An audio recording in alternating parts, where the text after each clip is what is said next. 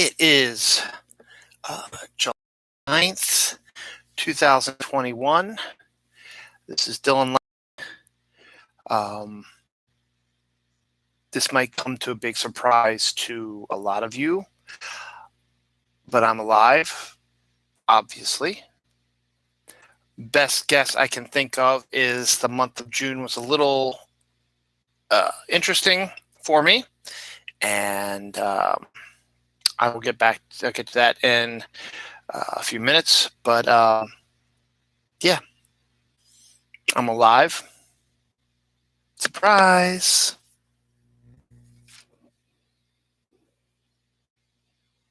Didn't quite work how I wanted to.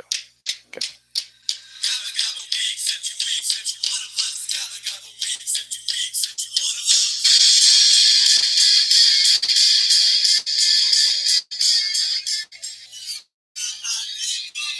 This is the Ramones singing Pinhead. There is a main reason why I'm doing this. There's also a main reason why I decided to try to do a bit from The Martian just now. I thought it was clever. But yes, the last time I did an episode was, let me actually get the official date on that, of my show is 1 month ago. So roughly about halfway through mid-May is when I last did my episode. From that, no, it might have been later May, but it wasn't June because I did not do an episode in June. For those who watched the episode, noticed that I was a little bit of not all there, not quite 100%. I was a little off, and I'm not exactly sure why. It got to a point where I guess I was feeling burnt out about doing this show. I'm still not 100% over it, but something happened this week that I felt that I needed to at least come back and do another episode right now. And if all things go well, we'll see where we are at this time next week. If I end up not doing another show again till September, which is another one of my plans that I have in motion, well, that's okay also because this is my show. I do need some time away from stuff, but I will get into a lot of the reasons why things might have happened that I didn't do anything in June, but we'll get to that in a second. That's not the most important thing right now. The most important thing is the reason why I was playing Pinhead by the Ramones. I've never been a Ramones fan. I didn't hate them, but just never really listened to them that much. I mean, everybody knows I Want to Be Sedated. That's the most famous one. And Hey Ho, Let's Go. Those are the two big ones. I don't even know if that's the proper name for it. But there are people who know a bit more about it than I do. And one of those people was my friend, Troy. He was a college buddy of mine who our friendship probably was destined considering what happened later on. He was born on March 3rd, 1974, the exact same day that my wonderful, beautiful, amazing wife was born as well. Troy was an amazingly cool guy, different in a really good way. Liked his Ramones and his punk music, and had long black hair and a nice snarky sort of attitude, stuff like that. And he was a year younger than I was, but we lucked out. And my senior year, his junior year of college, we were neighbors basically in our dorm room. We both had the two singles that shared the same wall, and we'd known each other, I think, from working at the cafeteria and different things as well. We had the same friend circle, stuff like that. And then, much as I did with a lot of people from college and high school and stuff like that, once I got out from every day seeing them, lost contact with them because I've never really been one to be a big, deep friends with. I mean, I was a good friend back when, the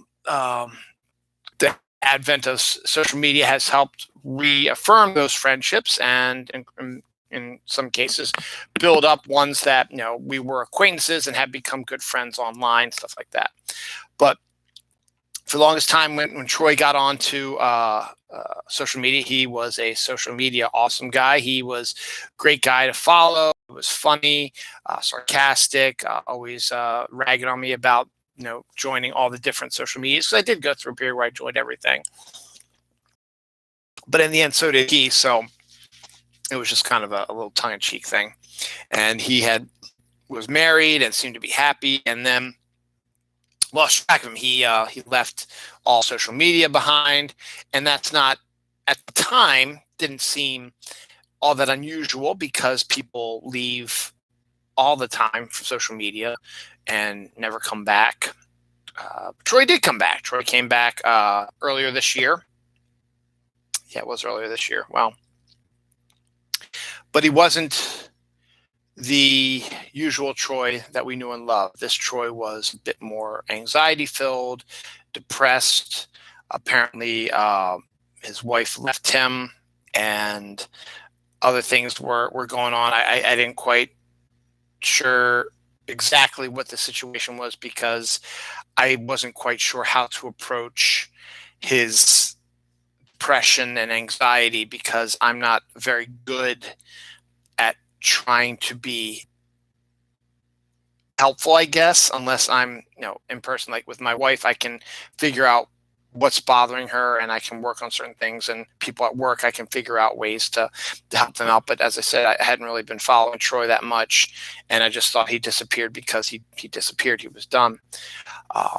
So this past Wednesday, the 7th of July, I'm at work and I get a message on my messenger here on the phone from Susan Bryant, who at one time was Troy's girlfriend back in college. They were no longer together, but Facebook page recently, I hadn't. And she said, well, I'm sorry to say this, but Troy killed himself. It was a few days ago from Wednesday, so I'm not exactly sure when he did it. But I found out on Wednesday that he had killed himself, and it had probably been 4th of July weekend, maybe, where it's a first time since COVID where families are starting to come back together because the vaccines are out and COVID numbers are down.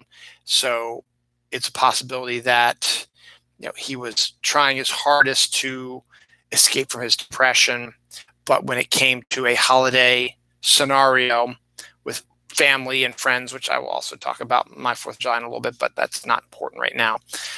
It might have just been too much for him, and he might have just, been poof. It's unfortunately not unusual. Robin Williams, who suffered from severe depression also, despite the fact that you never really knew because he was always acting the fool, the clown, always trying to make you laugh, always make you feel good, but no one was really checking on him because they thought he was fine. He ended up killing himself also due to his crippling depression and anxiety. So I reached out to a few other of my friends, not knowing if Sue had gotten to reach them a little bit. My friend Eric knew about it. My friend Pat, my friend Karen didn't, and it's been rough. So lately, there've been a bunch of remembrances on his page, memories. We shared some together on Messenger and on Facebook and stuff like that. I feel bad that I could not do more to help him.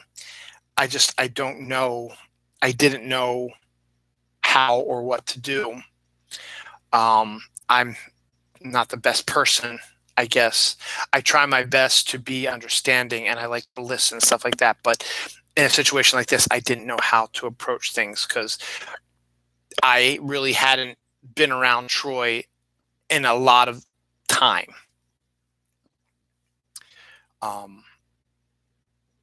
And he helped me through a rough time in my senior year because we were neighbors the whole time. And I feel like I failed him. And I think that's a feeling a lot of friends and his family might be feeling this week as well. In the end, sometimes it is just too hard to see a silver lining, an end to the pain and suffering. And I see that sometimes, but not when it comes to depression and my personal opinions. A work project, like right now I'm doing a 831 per piece order, 67 people bag and tag. It's going to take me a couple days to do. It took me a day, and it took me a day to pull the stuff. It took me a day just to bag and tag the long sleeves, and I still have the short sleeves to do. So there's a lot of work I still have to do on this stuff, and it seems like it's overwhelming. But I've done projects like this. I've done bigger projects than this. I've done projects with 8,000, 10,000 pieces that I've gotten done in weeks. Excuse me. I've gotten done in weeks instead of end line. I always saw the light at the end of the tunnel, as it were. I knew it was coming. It was just a matter of that's how I was built. Other people, they it. And that's not just in work life, but in personal life as well. And I think it just seemed like nothing was getting better for Troy. And to his mind, nothing was ever going to get better. And that's really a hard pill to swallow when you can't see the forest for the trees or the end of the end of the tunnel. And for some people, it's, I don't want to say the easy way out because it makes it sound like that they, weren't fighting. They've been fighting their whole lives, or recently with the depression and stuff like that. And it's not an easy task. I have fits of feeling depressed, but I don't think I've ever suffered from depression. So I'm built a little different than other people. I can see a light at the end of the tunnel, or I can figure out a way to get to the end of the tunnel. But just for some people, it's just so overwhelming, so crippling that there's nothing they can do about it. I didn't have the relationship with Troy that a lot of my other friends had. But the fact of the matter is, I don't think I've ever known anybody who committed suicide.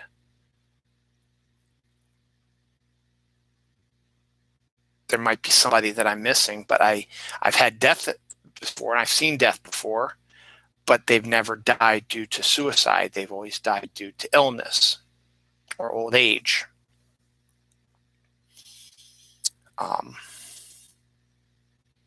So I don't quite know how to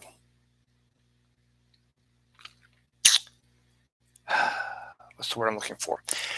Adjust or understand the scenario. So all I'm going to do right now is just remember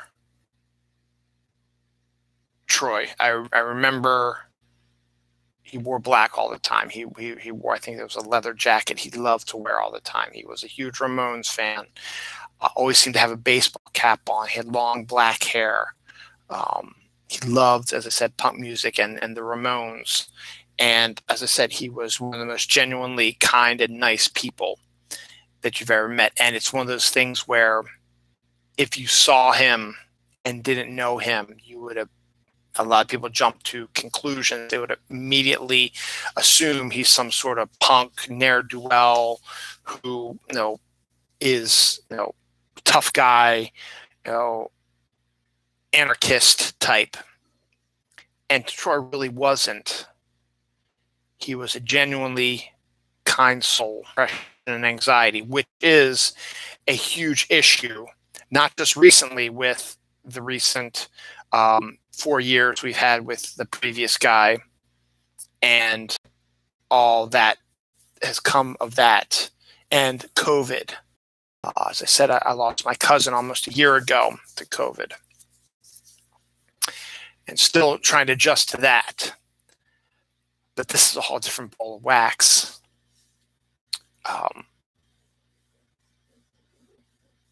As I said, my friends have a bit more remembrances of Troy than I do. I never really was one who hung out all that often. I'm sure Troy went to a lot of their parties there that I skipped out on, or they were in sort of the same classes because Troy was very smart also. I think he was an English major, if I'm not mistaken. But again, I knew him, but I didn't really know him, as it were. But the fact of the matter was, my senior year, his junior year, we were neighbors. We shared a wall. We would hammer on the wall to communicate sometimes. Or we could even, I think, yell loud enough that he could hear each other. Or if the music was too loud or TV was too loud, literally right next to each other, we could just pop out the doors and just sit there and have a conversation in the hallway. Our rooms faced an exit and a fire alarm. And this is where the name of the episode comes in play, Partners in Crime. This is a story I've told, I think, before, but I'm going to tell it again because it is relevant to Troy and me. It is the one distinct memory that I have of Troy because it involves just me and Troy.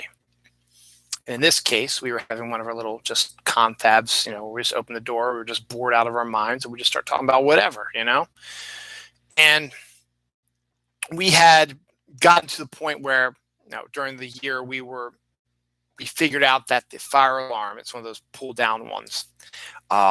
You could flick it with your finger and it would look like it was going to go down, but it wouldn't if you didn't push it hard enough. So we pranked our friends with that. We bring them over and say, "Oh, hey, what's this?" And they freak out because they think we were setting off the fire alarm. So I remember one day we were just chit-chatting out there, and I don't know what prompted Troy to do this, but I guess something prompted him to do this. I'm sure maybe I egged him on, or we had a conversation about it. And it was just the two of us right now out in that hallway. And he went to flick down the fire alarm for our dorm. Except instead of going about halfway and popping back up, it went all the way down and set the fire alarm off. Now, once you set the fire alarm off, the fire alarm goes on throughout the whole dorm room.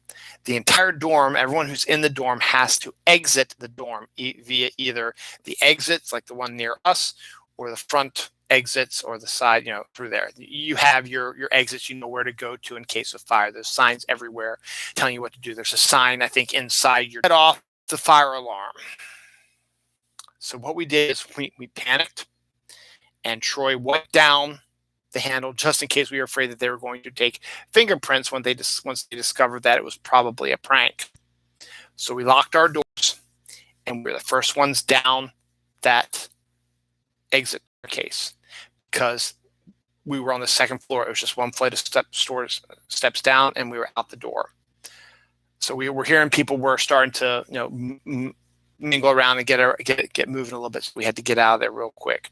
So Troy and I, we got out, and I think we separated. I think Troy went up to visit somebody at the apartments or one of the other dorms over there, and I walked down to the library, or maybe we walked together. I don't remember that. I don't remember. I think we either split up or we left together to go to the library on campus or go somewhere on campus away from this place, so that if the fire department comes or the RAs or whatever, they see that it's near our rooms, they would check to see if we were the ones who pulled it. If we weren't there, hence we locked our doors, and exited before anybody saw us, they would assume that we were on campus, either at the cafeteria, at the library, at the radio station, just hanging out, maybe in another dorm room with friends, girlfriends, boyfriends, whatever, just anywhere but our dorms. And that was our plan. So I at least I remember I went to the library. I'm not exactly sure where Troy went. He either went up a separate way than I did, or we went together. I don't quite remember. All I remember is that we left, and I just sort of hung out there for like half an hour at the library. And then I thought that it would be safe to walk back, and sure enough, it was fine. And I had to pretend like I didn't know what was going on. I was, hey, what happened? Or anything exciting happened or whatever. I didn't want to go up to somebody and say, hey, what happened? Because I wasn't there. If there was no people milling about or whatever. So because it would be suspicious. But we got away with it, and that was a memory I will always have with Troy. So so that is a sad story that happened this week, and is one of the reasons to prompt me to do this episode that I decided to pull together at the last second. My friend Gary, who's a friend of the show and watches this, he suggests that, and I agree with it, I think it's a good idea. There is somebody who, his name is Will Fish, that I follow on Twitter, that always posts a phone number for people who are feeling suicidal. And he has it as pinned tweet. And this is from Will Fish. I'm going to pass this along to you on my friend Gary's suggestion, and Will post this tweet every night because he, I think, has lost people or wants to help people. So he says, you matter 24/7. Suicide hotline is 1-800-273-8255. Once again, that's 1-800-273-8255. If you feel like you need to talk to somebody, you feel suicidal, you call this line 24/7. Somebody will talk to you, and you can, tell them what you're feeling, and they can try to help you. If you are a victim of sexual assault, that might lead to a suicide thing. 1-800-656-4673. If you are a victim of domestic violence, call 1-800-799-7233. If you're a victim of child abuse, 1-800-252-2873. Drugs and alcohol issues, 1-800-662-4357. If you're a veteran and need VA help, text 838-255 for VA help. Trans, I wonder what that means if you're a transvestite. If you have issues that 1-8 with being abused or assaulted for your beliefs and change, 1-877-565-8860. And TTY, I'm not exactly sure what that means, 1-800-799-4889. If you're in a crisis, text START to 741741 for trained volunteers. So you matter 24/7. If you feel like you need to talk to somebody, or your depression is overtaking you, or things are getting you down, call suicide hotline at 1-800-273-8255. Someone will be on staff to help you, and hopefully, bring you back. Depression is something that is woefully misunderstood. It's not as easy as do something fun or think of something. It isn't just because you feel sad. It's a deeper chemical situation, and sometimes it is just overwhelming that you have no other recourse but to do that. So one of the reasons why I haven't been doing this show is occurring right now. I have this thing that says your connection is unstable. Please wait while we try reconnecting. I don't know if this is causing any type of issue because the live clock is still going down. I look normal on here, but the problem is I've had one viewer and they just disappeared. So I have no idea what's happening. I looked at an episode before where this happened, and nothing seemed to be out of the ordinary. So I'm just going to keep going. Normally, I would say, to hell with this. I'm going to stop the show and I'm going to move on to something else. And maybe I should do that to restart and give us a little separate, because I don't have a lot of stuff to talk about, because I am going to get into my usual stuff that I talk about. And this looks like it's enough for about a half hour to maybe an hour. So it might be easier just to end the episode now. Oh, the person's back, so maybe I'll just sort of, keep going with this. I think I'm just going to keep going with this because this should only be about another half hour. But I want to, again, as I said, I don't know exactly what my plans are. I've actually felt pretty okay about not doing episodes the whole month of June, which is a shame because it was my dad's birthday, my mother-in-law's birthday, it was my birthday, it was first day of summer, end of the school year for the kids summer camp, and some other stuff has been going on. But I want to, as I said, I don't know if I'm going to continue this. I don't know if I'm going to do another episode next week or next month. Worst case scenario, I'm planning to hit in the fall because we're in the smack dab in the middle of summer right now, and I feel hot. It's in miserable weather outside, hot, humid, awful summer weather as expected, as the way things are. And I don't like summer. I never have. And I think that also helps suck some of the life out of me. And this weather's kind of been around for a while. So I think I'm just going to sort of break through and just do a bunch of little periodic things here and there. I'll read off stuff that happened just this week. But as I said, I don't know if I'm going to do this continually. That's still up in the air. So one bright side is one of the reasons why June is the way it is why I didn't do a show in June is for a couple of reasons. The big one is since about, I guess right around my birthday, it's been about 2 weeks, I guess now, 2-3 weeks now, my wife has had to shift to a night shift job until the end of July. She is training the second and third shifts at McCormick in certain things that in the end will help her be able to do her job in a better fashion. But she has to get this job done. And it's not the timetable she wanted. She wanted to have a longer time frame to do this, and she didn't want to have to do it where she has to work the night shift. So basically what she's doing is she's training these people on how to do certain things, and then she's also doing her regular work. So she's just shifted her work schedule from a day shift to a night shift, and this goes till the end of July. So basically, she leaves to go to work at 4:30 p.m. and does not make it back home till about 1:30 a.m., which I get up at 5 a.m. during the week. And I get home anywhere between 4:30 and 5, depending on if I went to the grocery store or traffic or weather, or if I stayed late or whatever. So I normally miss my wife.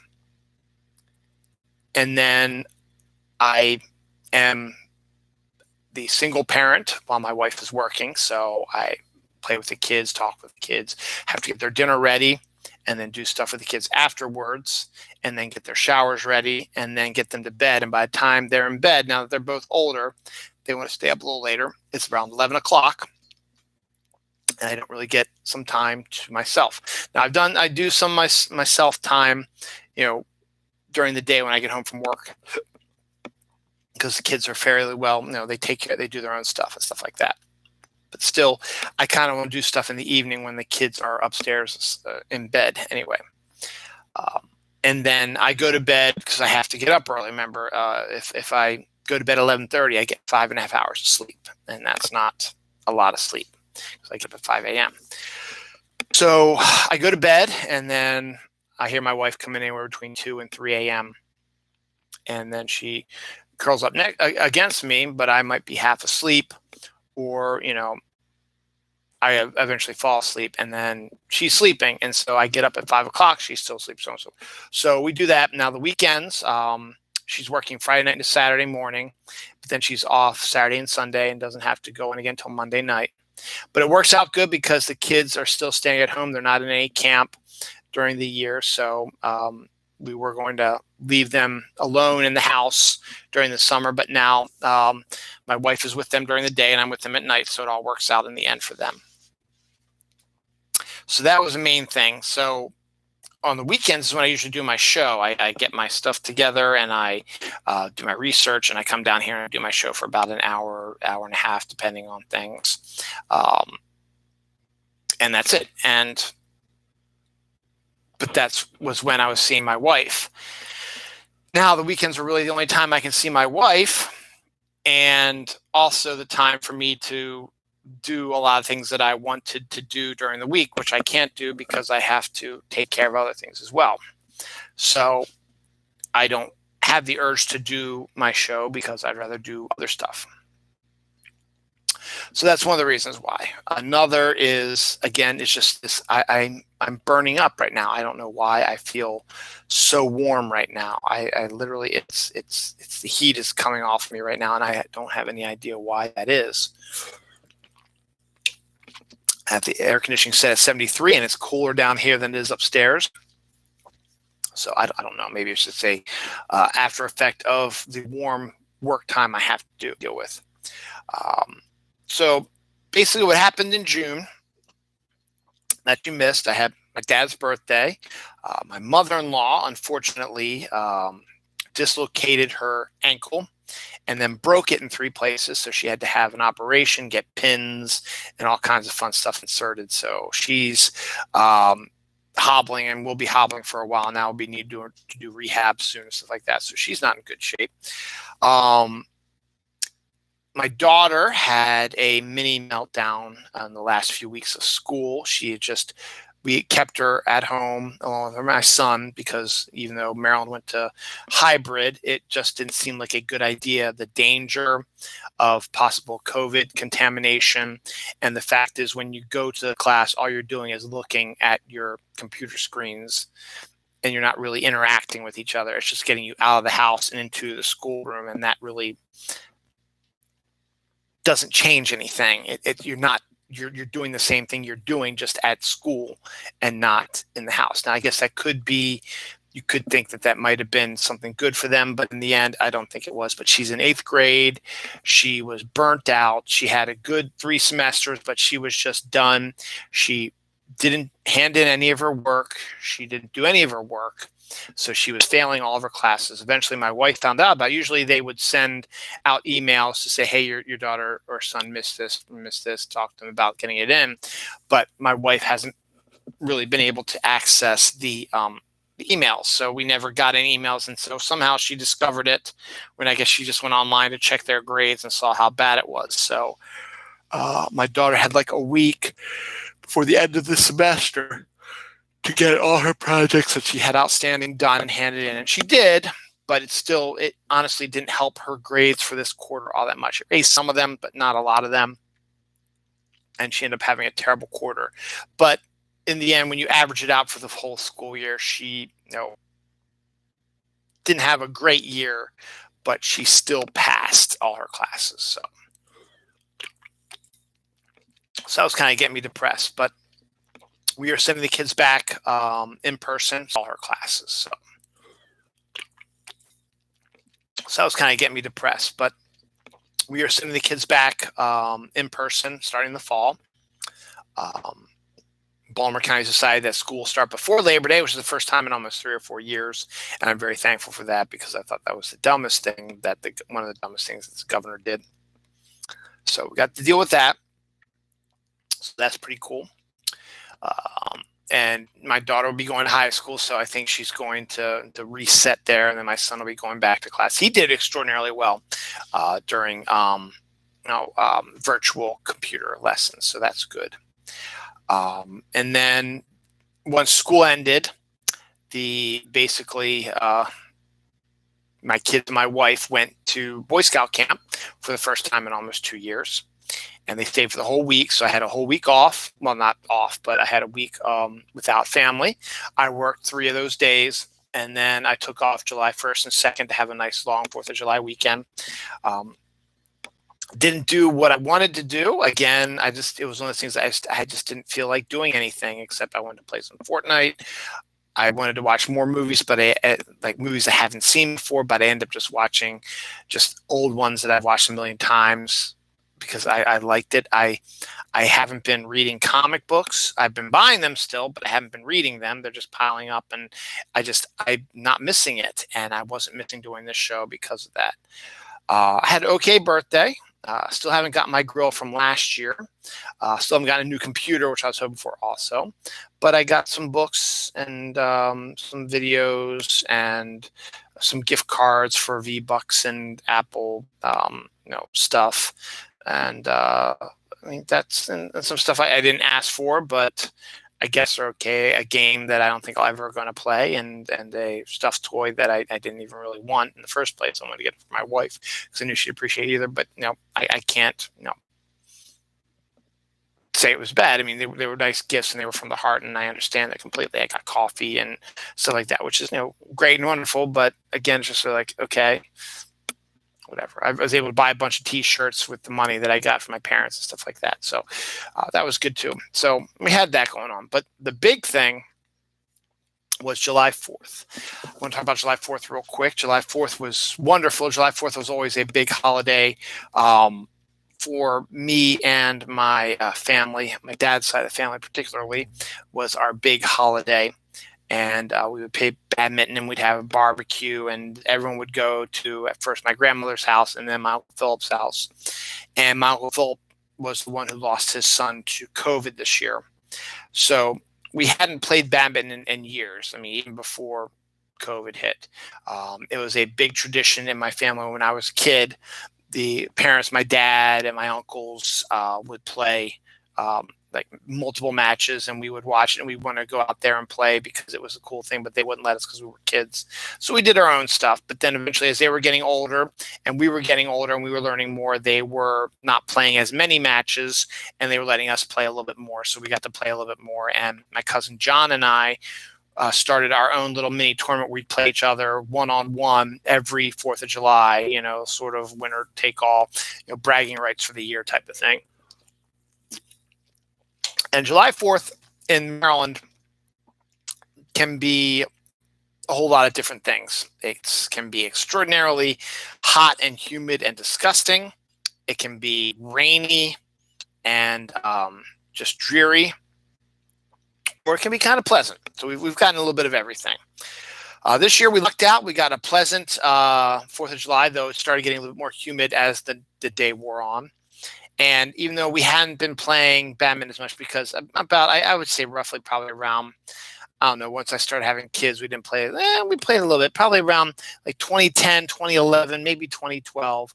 We just didn't have the urge to play badminton anymore. We preferred just to stay inside, hang out and talk, play with the kids because they were getting older and they really weren't interested in the badminton. Plus the temperature went through like records for a period there where it was just hot and disgustingly humid all the time. It's like, we don't want to go out and run around and do nothing. So we relaxed on playing our badminton. So even though it was tradition, but this year it was the first time that we've all been together since 2019 for the most part. First time we celebrated 4th of July all together since 2019. And my uncle, as I said, is the one who lost his son to COVID, just set up the badminton net and bought some new badminton stuff and just wanted badminton to be played just as sort of an honor to my cousin. So who are we to say no? And we were lucky it was a nice day. And it was great. I mean, so 4th of July, we went to my Uncle Philip's house, which is about 15 minutes from here, which is great. It's a nice big house. It fit a lot of people. My dad and my stepmom were there. We saw them recently. We went to dinner with them like back in May, something like that. So that was nice. So we saw them. My sister and brother-in-law and my oldest nephew, Luke, were there. I hadn't seen them in person since 2019. So that was nice. Christmas 2019, I think, to be exact. So it was nice to see them because I hadn't seen them in person since then. My Uncle Philip and my Aunt Mary Beth, whose house it was that we went to.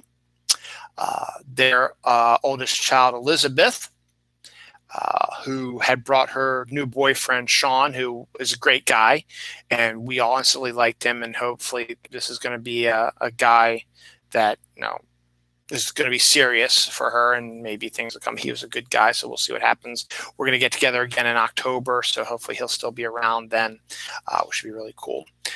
My Aunt Terry and her husband Glenn and their new dog were there.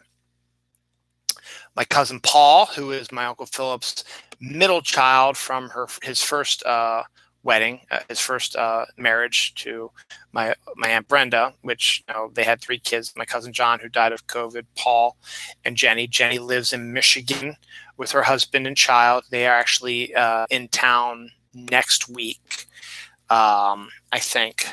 So that's good for them. They haven't seen them in a while. So my cousin Paul was there with his new dog. My cousin Kelly and her husband Richard, they had a baby in November 2019, and we saw Rosalie for the first time Christmas 2019, which was like the last time we were all together. So now we saw her now 1.5 years old, running around, kind of making noises and kind of trying to talk and stuff like that, and doing all kinds of stuff. So that was a lot of fun seeing her. So she was there as well. So we had a good crowd. Not missing anybody. No, that's everybody. So we got everybody there. So we had a good crowd, and it was a fun event, and it was fun to watch and gather together. And we went out and we played badminton. My daughter, Noelle, she went out and went crazy. She loved playing badminton. So we kept her involved in the game, and we had everybody come in and switch out. We didn't play any games. We sort of hit it around a little bit. So I don't think my sister played. So my Uncle Adam, my brother-in-law Adam, my nephew Luke, my cousin Liz, her new boyfriend Sean, Noelle, and me.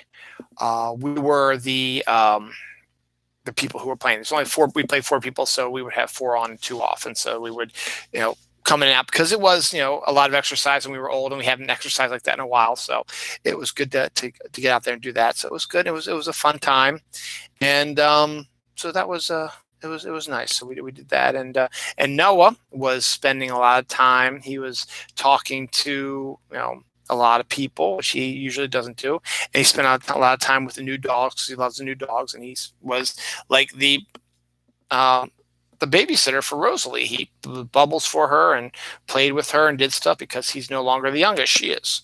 So that was kind of nice to see that as well. So that was a good time had by all, and it was good. And my wife and kids had just gotten back on the 3rd of July, so it was nice to have them back and hang out with them. Also this month, Loki from Disney Plus has come out. We are now 5 episodes in, so we have only 1 more episode left, and that one comes out next week. And I tweeted this out when I watched the first episode. Marvel is now 3 for 3 on their TV shows. WandaVision was spectacular. Winter Soldier and the Falcon and Winter Soldier was spectacular also. And Loki is continuing the trend. It is fantastic. It's not exactly what you expected. The trailer was very misleading in a lot of cases for certain things. Owen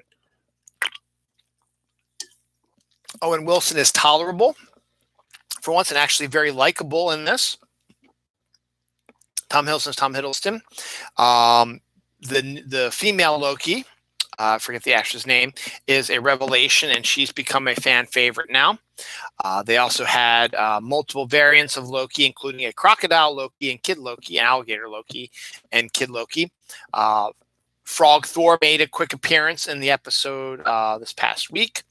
I don't really want to get into much detail because it's really hard to explain. Basically, it follows the travails of the 2012 Loki who we saw in Endgame, who, when they were trying to do the time heist to get the Infinity Stones, escaped with the Tesseract.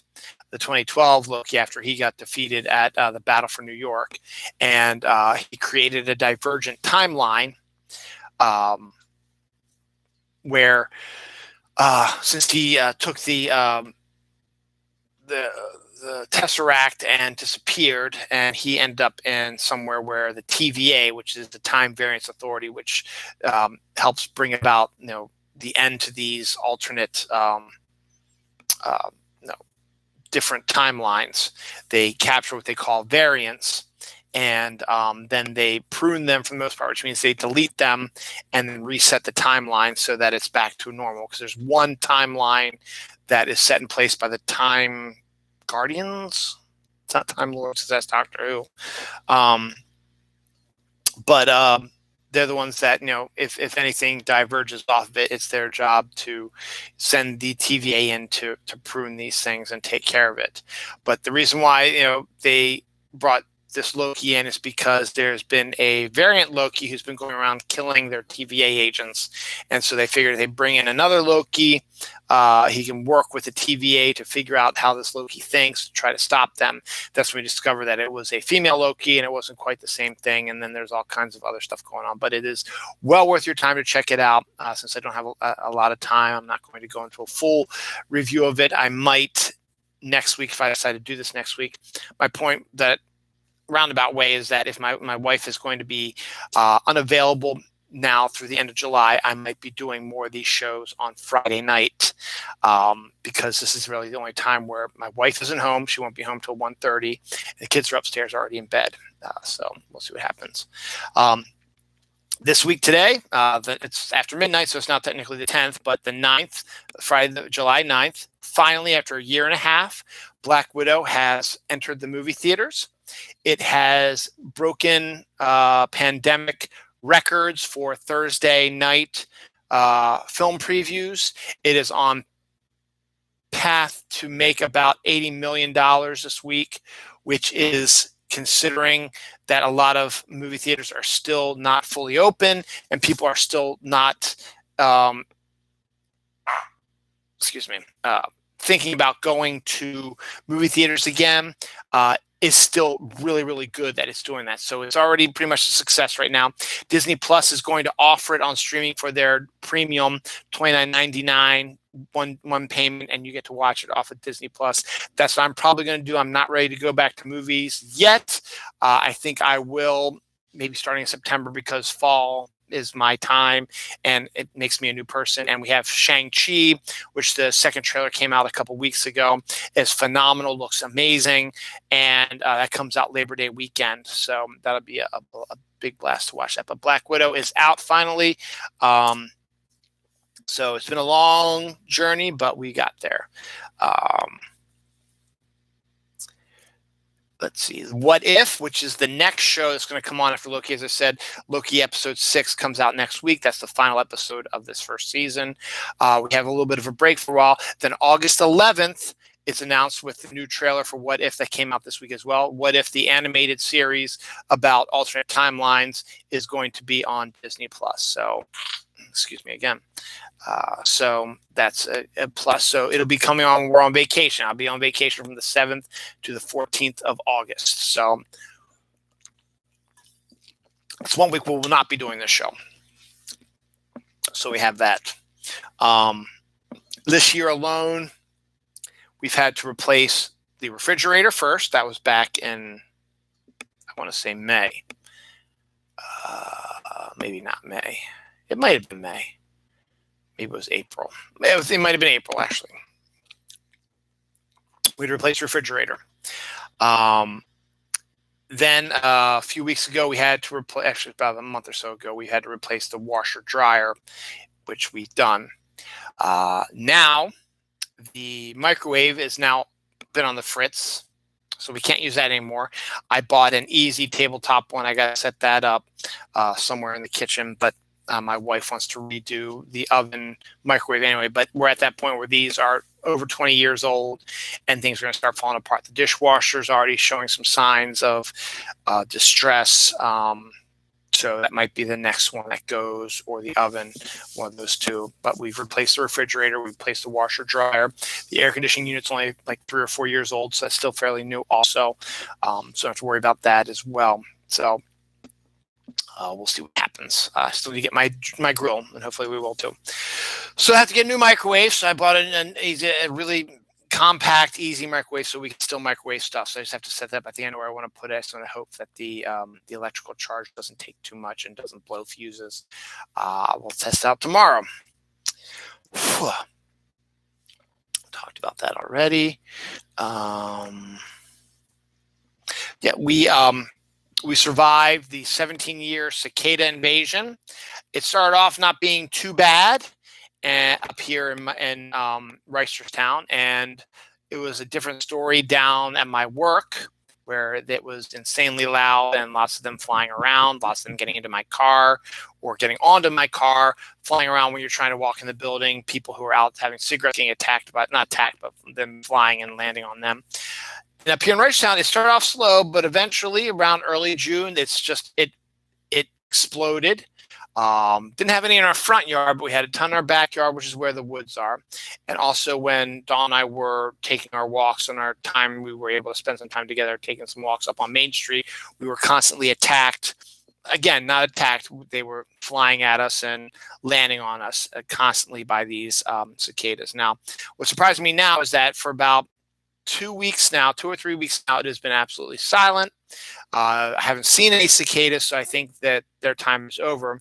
But I kind of remember from back in 2004, or might have even been before that, that I kind of remember there being more cicada bodies around, stinking up the joint and decaying in the sun, stuff like that. I haven't seen any. So either the birds are really, really doing a good job, or this is something completely different. But cicada summer has come and gone. We will not have to deal with this intensity again for another 17 years, which puts me at the age of 65, which hopefully means I will be retired, and puts my daughter at the age of, that would make her, and that would be 31 years old, and Noah would be 28.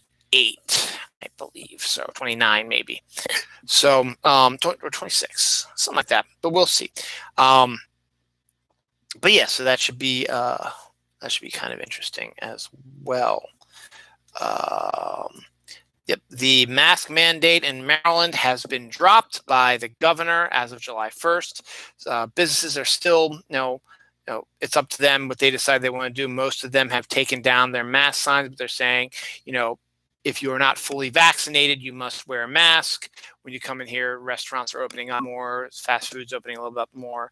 I'm seeing a lot more people without masks on. I still wear mine to the grocery store and to the pizza place, but the comic store, they say it's optional.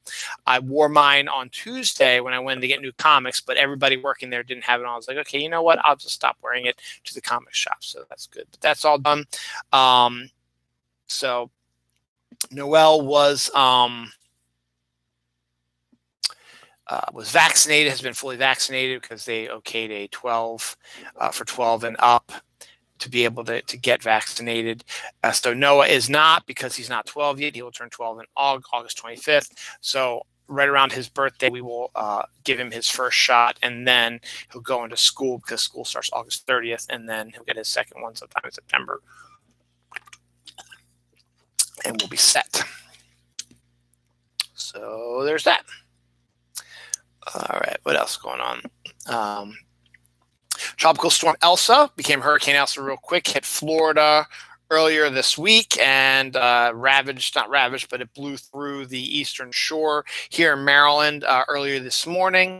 Haven't heard anything about any damage, so it must not have been too bad. Now it's wreaking havoc up north, but it's past, it's gone. No more threats, whatever. Again, this weather has been absolutely awful this week. Last couple of weeks, it's been really, really hot and humid, disgusting.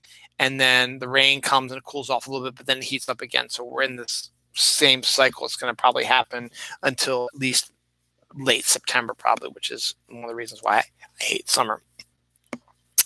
Another reason why I love my comic shop is this week, the book, I think it's Girl Fight or Fight Club. I should find the actual name for it, but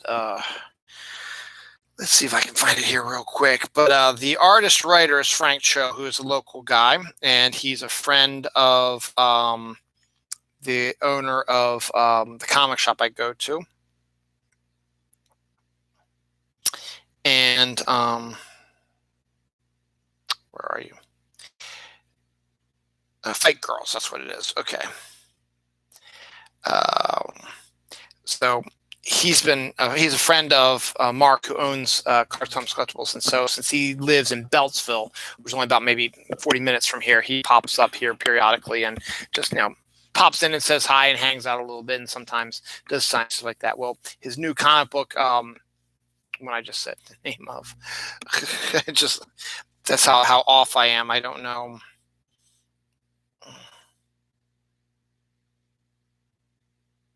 Fight Girls. Okay, Fight Girls came out this week. And so when I went to get my comics, I was going to get it anyway because I like his stuff. He was there perusing the shelves, and I didn't say anything to him, but I grabbed a copy of it and went to pay for it. And as I left, so I got home and I opened up my email and so or not email, my social media, Facebook. I follow them on Facebook, and apparently Frank, after I left, decided, hey, I'm going to sign all the copies that you guys bought. So that was kind of neat to see that. But that's one of the reasons why it was just great to see the guy who created this comic book that I literally just bought and that other people are buying right now did an impromptu signing at the shop literally right up the street from me. So it was kind of neat to see that. During my vacation time, July 1st and 2nd, I did see a couple movies I hadn't seen before. One was good, one was terrible. Now, I had seen the trailers for America, the motion picture, which was supposed to be a sort of, I guess, Team America animated style that was trying to be a classic 4th of July film you keep coming back to every year. It's terrible. The Channing Tatum, Andy Samberg did the voices, and it wasn't funny. It had gratuitous it wasn't funny. It had gratuitous sex and violence, and it wasn't funny. It had gratuitous sex and violence, and the storyline was nonsensical, and they were trying to push agendas too hard. They were trying to be Team America, which was a very cutting and good satire done in the form of marionettes. They tried to do that with this, and it didn't work. They did a lot of pop culture jokes, which sort of fell flat in the end. It didn't work for me. So anything like that. And then I finally saw Knives Out, the original one. That wasn't exactly what I was thinking about either. I thought it was going to be a wild and crazy murder mystery a la like a Clue sort of thing with a crazy cast members trying to figure out a specific murder. But we find out early on in the film what actually happened, and the rest of the film is about a different story, which I didn't want to ruin. But it wasn't exactly what I was looking for, but I still enjoyed it, and looking forward to sequels that are be coming out really soon. And we'll be watching it again. My wife wants to see it, as does my daughter, so we'll probably be watching it Saturday. So that's good about that. Fortnite is my new passion now. The new season of Fortnite started on June 12th. It is an invasion theme. Aliens have invaded the island. They've stolen the Zero Point, and there is a giant mothership alien ship flying over the island, and there are many alien ships that are soaring over the specific POIs. They have you can get abducted by these people. They have IO guards that have new alien weaponry, pulse rifles and rail guns and Chimar laser rifles and stuff like that. They have 100 new levels. Battle Pass is brand new with a bunch of new skins and emotes and stuff like that. They've had some new skins and emotes and wraps and stuff put in the shop as well, which is made for quite a thing. We're about 5 weeks into the season, and I like it a lot. There's alien artifacts.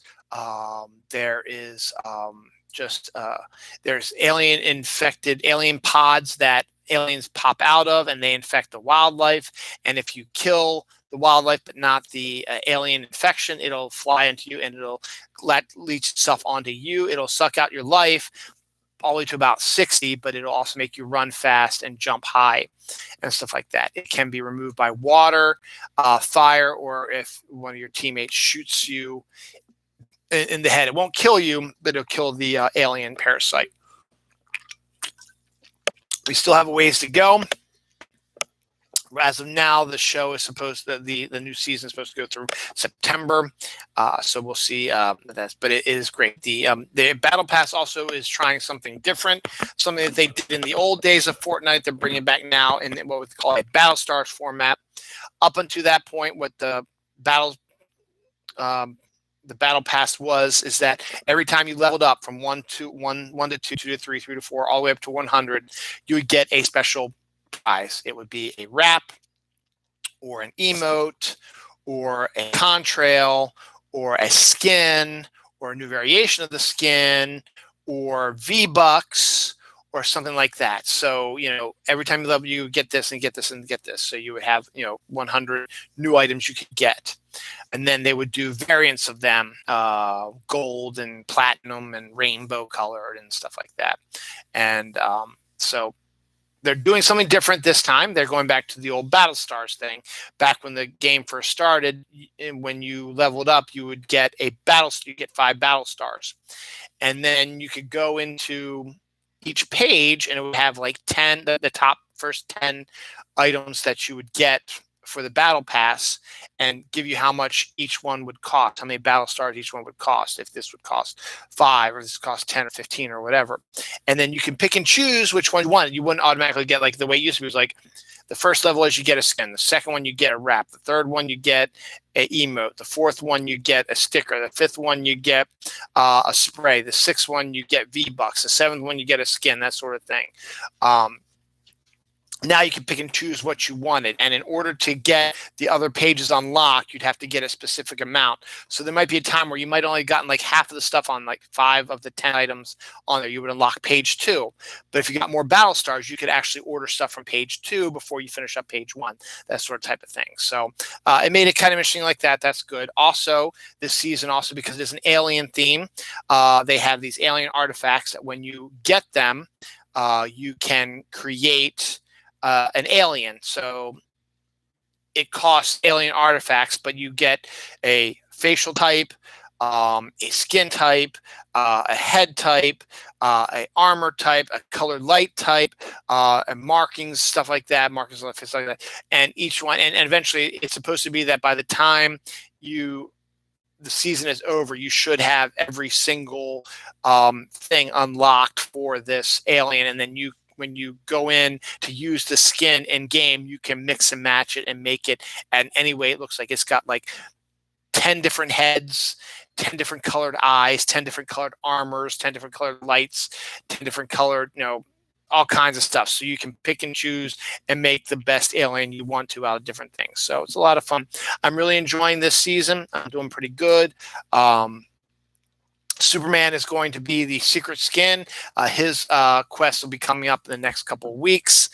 That's good. And they also had from like June 30th to like July 5th during the 4th of July week and weekend, they had the Cosmic Dance Party event where you had things you had to do to get new skins, special summer skins and summer emotes and wraps, stuff like that. And also the item shops had, summer skins and stuff like that. So I spent a lot of V-Bucks getting a lot of these summer skins.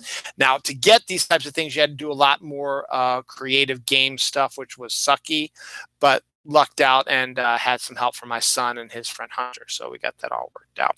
So that is good on that end.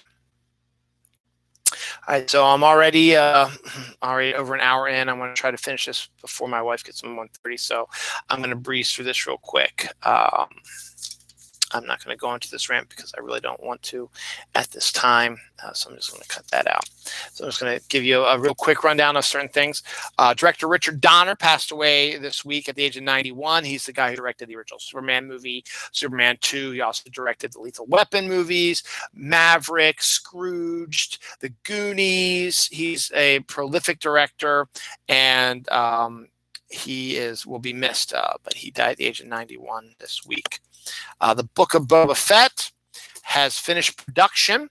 Dave Filoni, Jon Favreau, Bryce Dallas Howard, Robert Rodriguez are all returning to direct this series. It'll be due out, they said, Christmas 2021. I was assuming that'll still be the case for that. So we got that going up. In the Out of the Vault sort of thing. Back in the 1980s and early 90s, there was a comic series for grown-ups called Faust. It had sex and nudity and lots of violence and stuff like that, and it was written and drawn by Tim Vigil. Well, they are doing an animated series, which could be interesting with the success of some of these more adult-oriented animated films. They decided that that would be the next perfect like comic book character that not a lot of people know about, but would be a good adult cartoon to create. So that's good on that. Good Omens. Everyone thought, it was a great novel by Neil Gaiman and Terry Pratchett, and they made a miniseries about it with David Tennant and Michael Sheen. So people thought, okay, they adapted Good Omens. We're not going to see a season 2, which sucks because Michael Sheen and David Tennant had great chemistry, and it was a very popular series, won some awards, stuff like that. Well, Neil Gaiman announced this week, guess what? Good Omens 2 is on. We have struck a bar. We made a deal for a second season of Good Omens. And it makes you think, it's like, well, how can you? Because there is no sequel to Good Omens. And he's like, you're right, because Terry Pratchett, who is his co-writer, passed away before they could write it. But they had ideas and spitballed ideas for a Good Omens sequel. And Gaiman still has the notes on it that him and Pratchett did. So he basically said, this is the premise. This is where we wanted to go with it. We didn't get a chance to finish the idea, stuff like that. Use your thoughts, and let's do a second season. So second season of Good Omens, using an unused Gaiman Pratchett sequel idea will be put into production, and we will be able to see what Gaiman and Pratchett had planned for these characters in a sequel for the second season. Now, it's been rumored for a while now that Daredevil, the Charlie Cox Daredevil, who was in the Netflix series, now that Netflix no longer owns the rights to any of their series, Disney now owns them as part of the MCU, that fans liked the Charlie Cox Daredevil. He was in 3 seasons of Daredevil, maybe 4. Think about it, 3 or 4. And he was also in the Defenders, so he's played the role a lot, and people like him.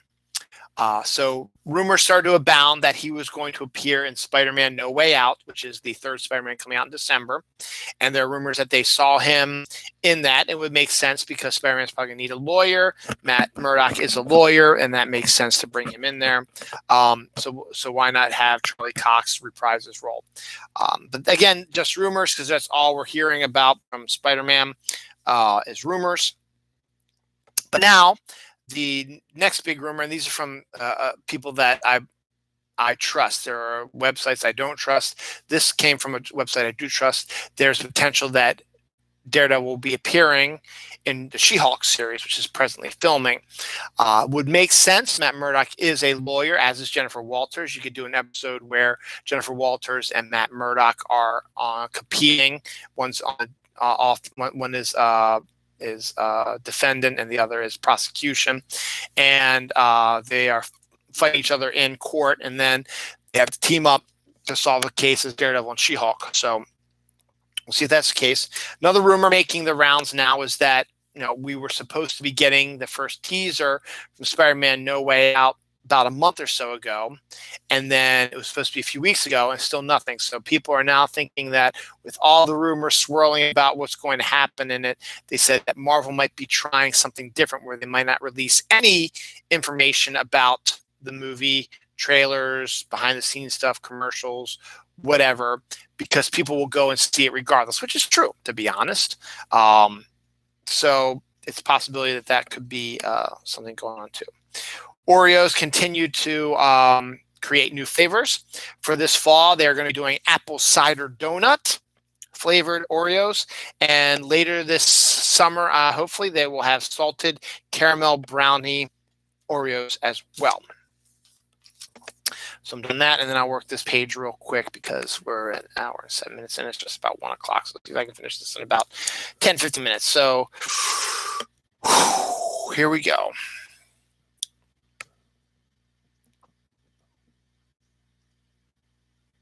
I have no idea what that says. Pokemon Go has announced their Go Fest for next weekend. No, the 17th and 18th. That's not next weekend. Or is it? It is, yes, next weekend. So that's going on. They got a whole lot of stuff going on with that. We're presently in the middle of the 5-year anniversary of Pokemon Go. So there's event stuff you can do with that as well. But they have some new effects now where at sunrise and sunset, you get a different color sort of scheme, and it makes it look like sunrise and sunset. And also you're supposed to get like real time, to make it look like, if it's cloudy in your town right now, it's cloudy in game. If it's clear in game, and so on and so forth. So we'll see that's continuing on that. So that's a good one there. They did a Bidoof Day, which was almost like a Bidoof community day because all that was coming out was Bidoofs. They did a Tepig Community Day back on July 6th. And so we're moving on without that. Robert Downey Sr., the father of Robert Downey Jr., passed away this week as well. So that's kind of sad about that. I'll get to that in a little bit. Dove Chocolate has unveiled their, it's never too early to start talking about Christmas, excuse me, has unveiled their holiday flavor. It is going to be milk chocolate toffee almond crunch. So that'll be the new Dove chocolate flavor that'll be released around Christmas time. Also, we have gotten verification that Mountain Dew's ginger flavored soda will be coming out in November. So that's going through there too. Not only is this week the return of Black Widow, but Leverage 2, Leverage Redemption, the new series, which reunites most of the cast of Leverage, along with Noah Wyle joining the cast, has released, I think, its full season on IMDb right now. So to check that out too. Ryan Reynolds is going to be making a Christmas movie with Will Ferrell. They're presently filming it right now, probably for opening next Christmas. So just to see Ryan Reynolds and Will Ferrell playing off each other should be really interesting. Bill Condon, who's been a big director in his own right for musicals, stuff like that, has picked his next project. He will be doing a remake of Guys and Dolls, which might be an interesting take on things. Wakanda Forever, Black Panther 2, has started shooting this week as well. So we should be getting some information about what's going to happen with that, because we don't know with Chadwick Boseman's passing. We don't know what's going on with that. So we'll see what's going to happen about that. Suzanne Douglas, actress in the Parenthood TV show from the 90s, dies at the age of 64 this week. The Joe Exotic Peacock series, which I have no desire to see. It's a dramatic interpretation of the hottest reality show from last year, has cast one of my favorite actors, Kyle MacLachlan, as one of the Baskins. So Hank Baskin, I guess. One of the main characters, Howard Baskin, one of the main characters. So that'd be good. A duck who injured his leg was given a prosthetic leg. He is using it now and walking on it just fine. Ethan Hawke, who is presently filming Moon Knight with Oscar Isaac, might be finishing that up really soon, has joined the massive cast of Knives Out. Before I went away, I detailed every week almost a new group of actors who's in it. It's going to be an insane show, and adding Ethan Hawke to it is outstanding. I talked about She-Hulk real quick. She-Hulk will be breaking the fourth wall in her TV show, much like she did in her comic before Deadpool was even created. So Deadpool did not create that in comics. She-Hulk was one of the first to use that as well.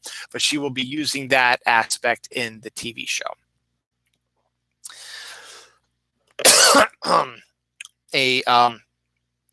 What they call a magic rabbit has been spotted for the first time in 20 years. It's one of these creatures thought to be extinct, but has come back. The Nintendo Switch is releasing a new handheld called the OLED model on October 8th, along with a new Metroid game and a new Legend of Zelda game, I believe. So some stuff coming out with that. Romans used to ward off sickness with flying penis amulets. I just thought that would be a funny story to talk about. These, they would either wear them or throw them at people or whatever. But wow, it's kind of interesting. Enormous new shrimp has been discovered. So this guy is huge. He's much bigger than your typical French shrimp. It's about this big. Fry that sucker up, you're gonna have some good eating. Um,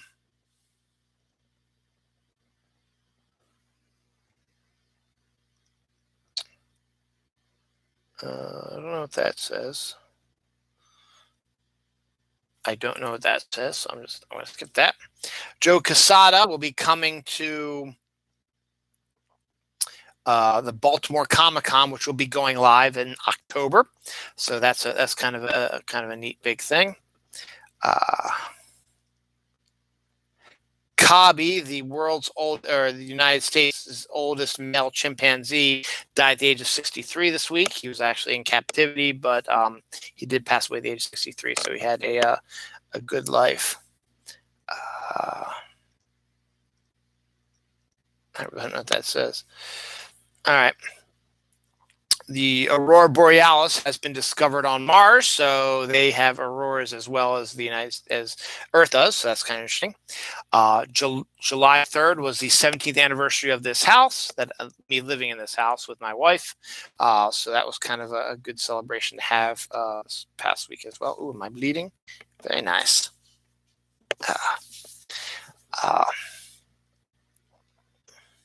Lovecraft County will not be getting a second season, which really sucks because it was a very well done show. Though League of Their Own will be getting a Netflix series starring the guy from Parks and Rec, Nick Offerman. And apparently someone I knew from college who's an actress has also recently been cast in it as well. I don't know if it's in a main role or if she's just playing a recurring role or what, but that's going to be kind of interesting as well. 3,000-year-old skeleton has been discovered and is learned that is the oldest known shark victim. They discovered a shark attack on these bones and made the decision that it was there. I don't know what this says either, so I'm just going to ignore that. Man, that's two of them. The Old Guard with Charlize Theron, based on a comic book, is getting a sequel, so that's coming up.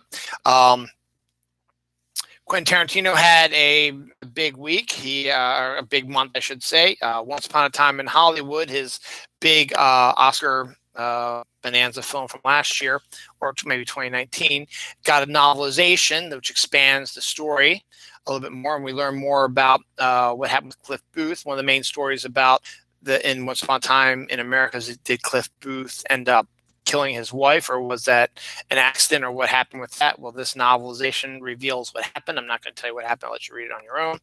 Also, he was talking about Kill Bill 3, which he keeps talking about all the time. And he said, if I do decide to do it, I think I might cast Maya Hawke as Uma Thurman's daughter, all grown up, which coincidentally, Maya Hawke is Uma Thurman and Ethan Hawke's real life daughter, who happens to be an actress who's been in Once Upon a Time in Hollywood, where she worked with Quentin before, and also is in Stranger Things. So we'll see if that comes to fruition. If it does, if that is in case what the casting is going to be. A Japanese Pokemon Go trainer has held a gym for 1,422 days, which is a world record. Apparently, it is a hard to get to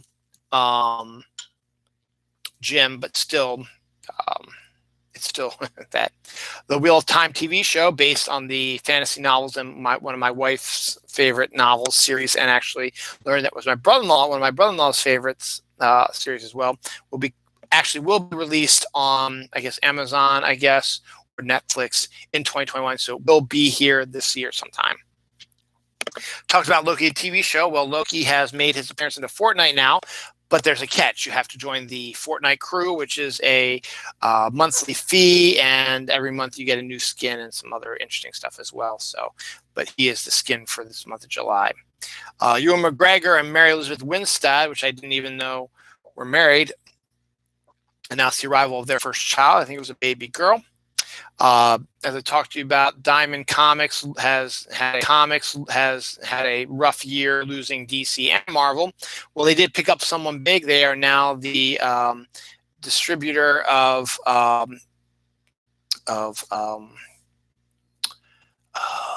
Pops, Funko Pops, the main distributor for that, and that's a huge deal as well. So that's good that they got that. Finally, over the last couple of weeks, we've had some major anniversaries in films. Terminator 2 and The Rocketeer both turned 30 years old. AI, the Stanley Kubrick, Steven Spielberg film, is 20 years old, and Willy Wonka is an astounding 50 years old.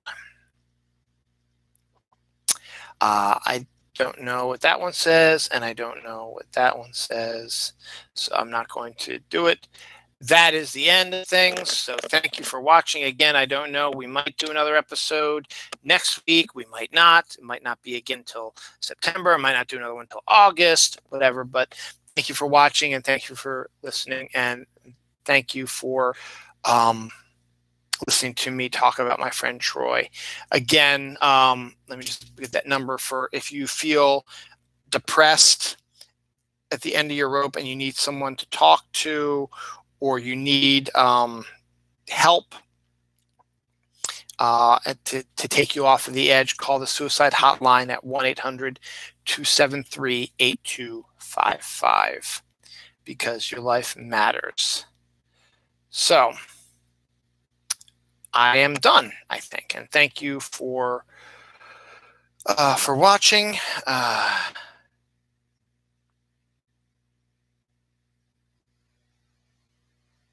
right, so that's all I got. Thank you very much for watching, and we'll see what happens.